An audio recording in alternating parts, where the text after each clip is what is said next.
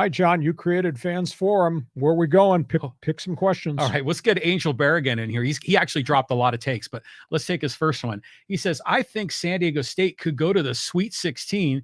They should beat Charleston, and I think they could take Virginia. I don't know. The Aztecs play really good defense, chokehold defense. Virginia plays chokehold defense in the ACC, and there's a lot of talent in the Atlantic Coast Conference. Virginia Furman will be a fun game to see. The other game that San Diego State will pay attention to, because they'll face the winner of that one if the Aztecs beat College of Charleston. I do think San Diego State, Virginia would be first team to 30 points, probably wins. Yeah. I mean, it would be like, body bag game, it'd be tough. But, I think the Aztecs, geez, they disappointed us so many times. Hopefully, they regress to the mean. And this is the year, that they can advance to the Sweet 16 and maybe to the Elite Eight. And if they knock off Virginia, then that would get them into the Elite Eight, wouldn't it? Or the Sweet 16. That would get them to the Sweet 16. Here's the big issue here. We've got the top 4 seeds in each of the regions. Those are all marquee teams with superstar talent. I think the scariest team that's not a number 1 seed is Penny Hardaway's Memphis Tigers. Oh, yeah. Holy cow. Have they got firepower? Have they got size? Do they run the floor? So Memphis, it may be unfair to say that might be a Cinderella team, but outside of the number 1 seeds, Memphis to me is the scariest team in the whole doggone tournament, just because of the huge group of athletes in there. I think the intangible factor in March Madness, are you playing well right now? Oh. Are you healthy right now? Yeah. Memphis checks off all those boxes. On we go. Next question. Where do you want to go? All right, so let's go here to Ballpark Pretzel. And he says, as a San Diego native, I'm very upset that a new sports arena was not built on the Horton Plaza site. NBA, NHL, an 18,000-seat version of Hall H for Comic-Con. Who do we blame? Politicians, hoteliers? Well, real estate is a real challenge, because does the city own that land or does somebody else own that land? And if somebody else has owned that land, then you're going to have to pay to get that land, if it's the Horton Plaza site, for example. Because the city actually owns the sports arena site. That's why they're able to create a new venue. But the other issue, the amount of money it takes to build an 18,000-seat NBA, NHL arena is amazing. And why would you build it when you really have no chance of getting a pro basketball team in Southern California? And I doubt seriously you'd be in the pecking order for an NHL team, just because of the proximity to Los Angeles and the franchises in that market. So if you build a new entertainment arena and then you build out on that plot of land all types of business entities and housing, that's what helps you pay for the construction of the new facility. It's novel to say, let's build a new football stadium down in Chula Vista on the Bayfront, or it's novel to say Horton Plaza downtown destination point. But how do you acquire the land? What is the cost for the land? How much you're going to spend to build a state-of-the-art arena, which is not cheap? And are you doing this with the idea you think you can get a franchise? I don't think you build a huge arena on spec. That's why that's not happening here in San Diego. Yeah, well, and then plus they have that new sports arena that's supposed to go in. They're off of Rosecrans, but that's going to be a smaller stadium. I mean, yes. It's not going to, or arena. It's not NBA, NHL legit, right? I mean, it's going to be for concerts and lacrosse and indoor soccer, that sort of thing. So I'm kind of. It just seems like San Diego, we used to be like this major market city with an NFL team, NBA team, and now we're just kind of regressing to be a very small market, just a single major pro sports franchise. The cost of putting facilities up now is monstrous. And I think that's the rationale as to why you can't get things done in California. The only intangible would be if a billionaire like Jeff Bezos came in and said, I am going to build a stadium. You'd have to find the land, buy the land, but he's got the resources in his checking account to build it. And then he'd have the money left over to go buy somebody's franchise and move it here. But I think it's a reach right now. And NFL is not expanding. I don't think anybody's moving in the NFL. Even the small markets like Jacksonville and Buffalo are spending all their money and getting support in their communities to build new stadiums or renovate stadiums. NBA is, they've talked about expansion. And, they're looking seriously at Las Vegas. And I think Seattle is going to get a supersonic type franchise back there. There is pressure for hockey to expand, but it's not coming here because there's no arena. Won't be an arena here a week from Tuesday.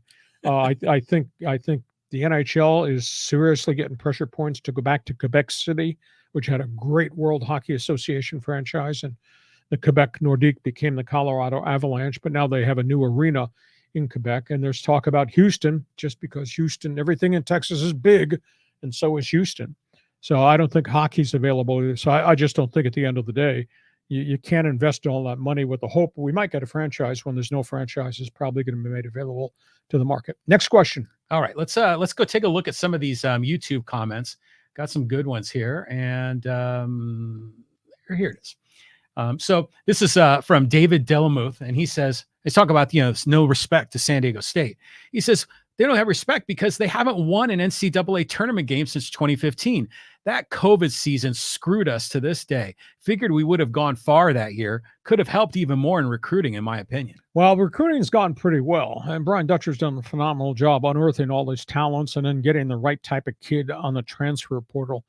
The 30-2 season, if there was anybody who had a chance to go down the road, win a couple games in the tournament, that was a really, really good basketball team. In prior seasons, we had, Kawhi Leonard's team was phenomenal. The Jamal Russell team was pretty good, but they just didn't get it done against the people they played. The Aztecs, they never like to talk about it, but you're haunted because the flashbacks come. Creighton, Syracuse, Houston. Yeah. Games they led in, they got away. Games they couldn't handle what the Syracuse Orange were doing to them defensively. So this next thing, March Madness, it's just a different beast. And short preparation time and travel, that's hard. I mean, San Diego State's got to go all the way across the country to Orlando, and they don't have a good record on the Eastern Seaboard. But luckily, the way the brackets fell, they could beat College of Charleston, and that'd be one feather in their cap, and then they'd be able to say, hey, we're going to play Virginia, and, geez, that might be a 33-30 game. Well, yeah, that's like back in the day when they didn't have a shot clock, right? And Coach Dean Smith was running the four-corner offense. They just got to get over the hump. And hopefully this is the year that they do it. I think they're built for this. They go those 9 guys. Every one of them is a legit starter, and every game it's someone differently. Like last in the championship game against Utah State, it was Jaden Ledee, and boy, did he have a great game. And to your point earlier in the podcast, you talked about AG, and man, that kid, he comes in the game, he doesn't put up a lot of points, but things happen. Everything changes when he's in the game as well. So the Aztecs, I think, are built to have a good season. They just got to be able to hit their shots, and if they're shooting 40% or more, I think they're going to be in good shape. Here's the question, and somebody out there can respond, and maybe on our Thursday podcast we'll answer it. If this defense was playing against the Malachi Flynn 30-2 defense, what do you think would have happened in that game? If this defense was playing against the Kawhi Leonard team, what do you think would have happened in that game? I really believe this is the best defense, the deepest defense, the longest defense that Brian Dutcher has ever had. Yeah, well, I think some of those other teams were ranked higher according to defensive metrics than this year's team. But this year's team has a better balance of offense and defense. So I think if you were to match this team up against Malachi Flynn's team, I think this team probably wins. Kawhi's team might be a little bit different because those guys were huge. Those guys were aggressive athletes. That would be a great game if you can go in the Wayback Machine. Can't wait for Thursday. We're going forward for March Madness in a first-round game against College of Charleston. Got a couple more questions you want to post here? Yeah, we do. So here's one about the Juan Soto deal. Is he worth $500 million? And Street Cred Tenoply says, if that is his asking price, whether he is good for the Padres or not, it's better to let him play for a year and let him earn it. MVP type season, then pay him. If he is what we saw with the Padre jersey, then trade him and go for Ohtani. Street Cred, if we were at Harvard University, you'd be before the academic board for plagiarism, because those 2 words, earn it, when I was just going to come out of my mouth, you stole it from me. Don't hit 232. Don't play the outfield like there's landmines planted out there. He's a good guy, really established player. Let's see if he can hit back to the way he hit in Washington early on.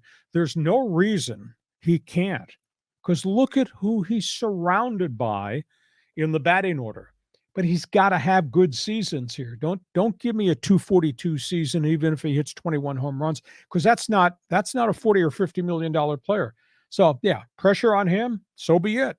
And if the agent's the one that's leaking this $505 million salary figure, now he creates more pressure for the young outfielder. But let's just kind of see what kind of season he has. If he doesn't get hurt, I think he should have a good season. Boy, because he's got some bombers around him in that batting order. Yeah, I mean, I think he hit a couple of bombs in the last WPC game, for the Dominican Republic. And in fact, I think Machado had some home runs there too. And so to your point, you surround him with talent. I think this is the year that Soto really plays up to, at what everyone expects him to be. I think there's a lot of people in the league that think he's going to have the greatest WAR of any player in Major League Baseball. If that happens, then we're going to have a really great season. Yeah. And that means, Peter Seidler, man, you may not be able to cover it all with the checkbook. You might have to get the credit card as well to pay this guy. But I think this could be just a fascinating time to be a Padre fan. Well, I won't report you to the Harvard University Discipline Committee because you stole my term, earn it. But you're correct, Cred. He needs to earn it. Next question. Okay, so we got another Padre comment here, and this is about, Thor. Syndergaard was doing well. Tatis was struggling to start the season. And Mangadolo says, maybe because he's off the juice, talking about Tatis. It's no hate. I'm just saying. This guy, by the way, is a Dodger fan. Even in his avatar, he was wearing his Dodger hat. He says, I'm rooted for the guy because he's an amazing talent. Manga, take that lid off, please. If you're going to join our podcast, take that lid off. It went through my mind initially when this Tatis drug situation showed up last year, that it raised questions about A, how stupid he was to do this, and B, was he doing this as he roared through the Padre farm system after coming from the White Sox organization? I hope not. I will say this, though. He can't cheat. He's a felon. He has now, because he was suspended, he now goes under the drug testing program, and he can get a phone call any hour, any day to take a drug test. He gets tested 9 times a year. And that's just not for PEDs. That's for virtually everything. So, pal, don't take the wrong cold medication. Yeah, really. You got to be careful because of the fact he, in essence, is a convicted felon. I hope he bounces back. He, had the 0 for 16 start. Then had a couple of hits. It did not get another hit in the Padres Monday game early on. So we'll just see. We still got 3 weeks to go. I said last Thursday on the podcast, if the guy's hitting 1 for 27 by next Thursday when we join you on our regular podcast, I'll start to be concerned. We'll just see if he snaps out of it. And the other piece of the equation, these are not major league games. He doesn't have his whole lineup around him. But when you put him at the front end of that batting order with Machado and then Soto and then Xander, that's pretty good batting order. So he'll be seeing a very different variety of pitches, and that should help everybody because everybody will be getting better pitchers to look at because you don't want to get put on base because of who's behind you in the batting order. Yeah, I mean, and then you got Jacob Cronenworth and you got Nelson Cruz. I mean, this lineup is going to be amazing. Now, obviously, since he got busted for the PEDs, he's getting aggressively drug tests. Right? You say a felony, but really it's a baseball felony, right? Yes. Okay. But prior to that, all players get random tests, don't they? But not to that magnitude and that number. So I think what I'm getting at is that the early Tatis that we saw when he was Superman, do you think he was on the juice then, or do you think he was clean and then maybe took the steroids as a way to accelerate his healing? I think the steroids were strictly to accelerate the healing, but it was stupid. Why would you buy anything on the black market in the Dominican Republic? Mm-hmm. I told you the story months ago, 2 years ago at Christmas time. The New York Daily News took one of their baseball beat writers and sent him to Puerto Rico and gave him a wad of cash. And the first weekend he was there, he bought virtually every type of illegal baseball substance you can on a street corner. Wow. And then he brought it back. He couldn't get it into the country, but he took pictures of it and all that. And New York Post ran this big thing, or New York Daily News ran this big thing just about how illegal all the stuff was on the streets of the Dominican Republic and Puerto Rico. And then baseball's got a huge problem down there in terms of drug testing all those young players and educating those young players. You can't buy stuff on the street corner. So why Tatis would ever do this and deal with voodoo doctors, absolutely beyond me. Yeah, I mean, I was really shocked by the whole thing when it went down. Now, obviously the Dominican Republic is a very impoverished nation. For a lot of these kids, it's their only way out is to Only be way a off ball the player. island. Yeah, so a lot of them are taking these big gambles, these big risks. But someone like Tatis, who comes from a family that really shouldn't have money problems, it's amazing that he is doing that. It was just, I'm gonna give him a mulligan on this. Making a stupid decision when you're a 23-year-old. It seems like he's a different man now. Okay, and I'm giving him the benefit of the doubt. But if he gets strike 2 on this, I think it's going to be a world of hurt. Well, I don't think that'll happen. I'm a big believer in second chances. He's been educated. He's been told how he will conduct his business going forward. And to me, the bigger question is he going to do this again? I don't think so. I think he's street smart enough to know that he's got this contract and he's got a responsibility to Peter Seidler and a responsibility to this community and all these great fans that watch our live stream and go to Padre games. That's right. The bigger question is the health issue. Can he stay healthy with the wrist? Does he not injure the shoulder? And what will be the experience playing right field at Petco Park with the porch and the corners that jut in and out and the fences? That there's a learning curve that he has to go on there. Hey,